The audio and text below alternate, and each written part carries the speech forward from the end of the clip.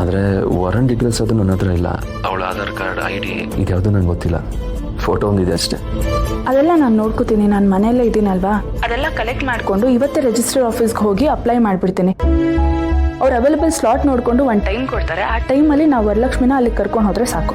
Thank you. ಸದ್ಯಕ್ಕೆ ನೀವು thanks ಹೇಳೋದು ಬಿಟ್ಟು ಬೇರೆ ಏನು ತೋರಿಸ್ತಿಲ್ಲ ನನಗೆ. Thank you so much Shravani ಅವರೇ. ಅಣ್ಣ,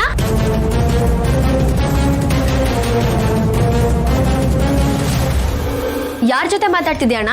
ಬರ್ದವ್ರೆ, ಈ ವಿಷಯ ಯಾವುದೇ ಕಾರಣಕ್ಕೂ ಶ್ರೀವಲ್ಲಿಗೆ ಗೊತ್ತಾಗಬಾರ್ದು. ಅಣ್ಣ, ನಿನ್ನೆ ಕೇಳ್ತಿರೋದು ಯಾರ ಜೊತೆ ಮಾತಾಡ್ತಿದ್ಯಾ?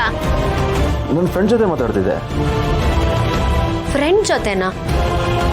ಮತ್ತೆ ಶ್ರಾವಣಿ ಅಂತ ಹೇಳ್ದಂಗಿತ್ತು. ಹೌದು, ಶ್ರಾವಣ ಜೊತೆ ಮಾತಾಡ್ತಿದ್ದೀನಿ. ಏನೀಗ? ಶ್ರಾವಣಿ ಅಂದ್ರೆ ನನ್ನ ಕೊಲೀಗ್. ಈಗೇನು ಶ್ರಾವಣಿ ಅನ್ನೋ ಹೆಸರು ಪ್ರಪಂಚದಲ್ಲಿ ಬೇರೆ ಯಾರಿಗೂ ಇರಲೇಬಾರ್ದಾ, ಅಥವಾ ನಾನು ಬೇರೆಯವ್ರಿಗೆ ಮಾತಾಡಲೇಬಾರ್ದಾ? ನನ್ನ ಕೊಲೀಗ್ ಶ್ರಾವಣಿಯವರು ಡೆಲ್ಲಿಯಲ್ಲಿದ್ದಾರೆ. ಪಾಪ ಮದುವೆಗೆ ಬರೋಕ್ಕಾಗಲಿಲ್ಲ ಅಂತ ಹೇಳೋ ಕಾಲ್ ಮಾಡಿದ್ರು. ನಾನು ಅವ್ರಿಗೆ ನಡೆದಿರೋದೆಲ್ಲ ವಿಷಯ ಹೇಳ್ತಿದ್ದೆ. ಇವಾಗೇನು ನೀವ್ರ ಜೊತೆ ಮಾತಾಡ್ತೀಯಾ, ಆದರೆ ಅವರಿಗೆ ಕನ್ನಡ ಬರಲ್ಲ, ಇಂಗ್ಲೀಷ್ ಅಥವಾ ಹಿಂದಿಯಲ್ಲಿ ಮಾತಾಡಬೇಕು. ಬೇಕಿದ್ರೆ ತಗೊಂಡು ಮಾತಾಡೋ. ಅಣ್ಣ, ಬೇಡ ಬೇಡ ಬೇಡ, ನಾನೇನು ಮಾತಾಡೋದಿಲ್ಲ. ನೀನು ಶ್ರಾವಣಿ ಅಂತ ಹೇಳದ್ಯಲ್ಲ, ಅದಕ್ಕೆ ಆ ಮೋಸ್ಕಾತಿ ಶ್ರಾವಣಿ ಜೊತೆ ಮಾತಾಡ್ತಿದ್ಯಾ ಅಂತ ಅನ್ಕೊಂಡೆ ನಾನು. ಅವಳು ದೊಡ್ಡ ದ್ರೋಹಿ ಅಣ್ಣ.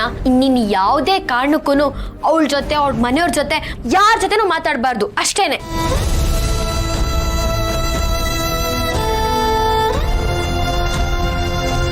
ಶ್ರಾವಣಿಯವರೇ, ಸಾರಿ. ಪಾಪ ಅವಳು ಕೋಪದಲ್ಲಿ ಏನೇನೋ ಮಾತಾಡ್ಬಿಟ್ಲು. ನೀವು ತಪ್ಪು ತಿಳ್ಕೊಬೇಡಿ. ಪರವಾಗಿಲ್ಲ.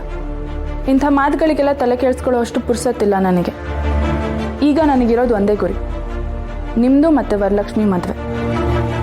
ಅದಾಗೋವರೆಗೂ ನಮ್ಮನೇಲಾಗಲಿ ನಿಮ್ಮನೇಲಾಗಲಿ ಏನೇ ನಡೆದ್ರು ಅದು ಯಾವುದಕ್ಕೂ ತಲೆ ಕೆಡಿಸ್ಕೋಬೇಡಿ, ಯಾವುದಕ್ಕೂ ರಿಯಾಕ್ಟ್ ಮಾಡಿಬಿಡಿ. ನಾನು ಇವತ್ತೇ ರಿಜಿಸ್ಟರ್ ಆಫೀಸ್ಗೆ ಹೋಗಿ ಬರ್ತೀನಿ. ಸರಿ. ಹಾಗೆ ಇನ್ನೊಂದು ವಿಷಯ. ಹೇಳಿ.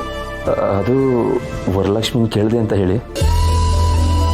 ಮೊದಲಾಗಿದ್ದಿದ್ರೆ ಆಯಿತು ಅಂತ ಹೇಳ್ತಾ ಇದ್ದೆ, ಆದರೆ ಈಗ ವರ ನನ್ನ ಜೊತೆ ಮಾತಾಡೋದೇ ಇಲ್ಲ. ಆದರೂ ಹೇಳೋದು ಕೇಳೋದು ಏನೇ ಇದ್ರೂ ನೀವು ಮದುವೆ ಆದಮೇಲೆ ಇಟ್ಕೊಳ್ಳಿ. ಈಗ ಫೋನ್ ಇಡಿ.